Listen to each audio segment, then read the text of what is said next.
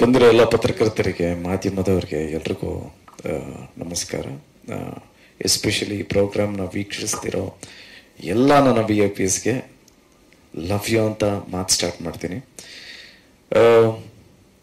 ಇವತ್ತು ನಿಮ್ಗಳ ಜೊತೆನೆ ನನಗೂ ಸರ್ಪ್ರೈಸಿಂಗು ನಾನು ಕೇಳಿದ್ದೆ ಸಿನಿಮಾ ಹೆಸರು ಏನಿರ್ಬೋದು ಅಂತ. ಹೇಳಿರಲಿಲ್ಲ. ರಾಮರಸ ಅಂತ ತುಂಬಾನೇ ಚೆನ್ನಾಗಿ ಇಟ್ಟಿರೋಂಥ ಟೈಟ್ಲು. ಎಷ್ಟು ಜನ ಓದಿದ್ದೀರ ರಾಮರಸ ಇಲ್ಲಿ ಅಂತ ಕೇಳಿದೆ ನಾನು. ಸೊ ಆಕ್ಚುಲಿ ನಮ್ಮ ದಿವಂಗತ ದ್ವಾರಕೇಶ್ ಸರ್ ಅವರು ನಿನ್ನೆ ಇರಬೇಕಿತ್ತು ಪ್ರೋಗ್ರಾಮು, ಬಟ್ ಮೊನ್ನೆ ಅವ್ರದ್ದು ಇನ್ಸಿಡೆಂಟ್ ಆಗಿರೋದ್ರಿಂದ ಇವತ್ತು ಪೋಸ್ಟ್ ಪೋನ್ ಆಯಿತು.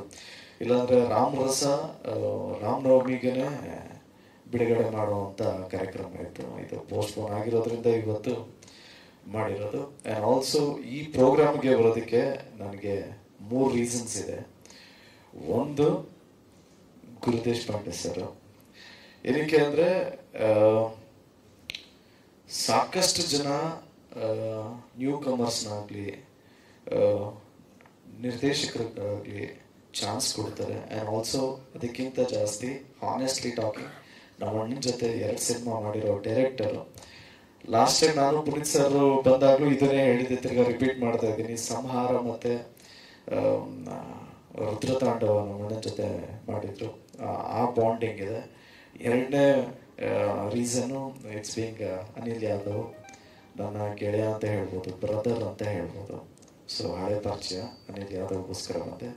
ಆ್ಯಂಡ್ 3ನೇ ರೀಸನು,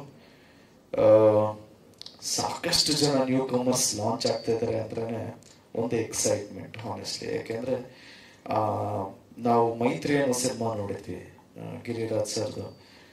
ಕಂಟೆಂಟ್ ಓರಿಯೆಂಟೆಡ್ ಮತ್ತು ಆಡಿಯನ್ಸ್ನ ಹಿಡಿದಿಟ್ಕೊಳ್ಳೋವಂಥ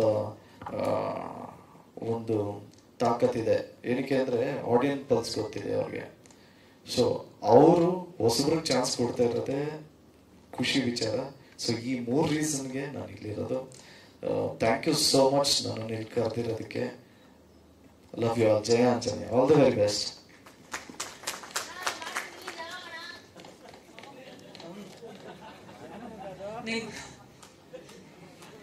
ಅಣ್ಣ, ಮಾಧ್ಯಮದವ್ರ ಕೆಲಸ ನೀನ್ ಮಾಡ್ತಾ ಇದ್ದೀರಣ್ಣ. ಅಲ್ಲ ಆಚೆ ಹೇಳ್ತೀನಿ ಬಾಣ.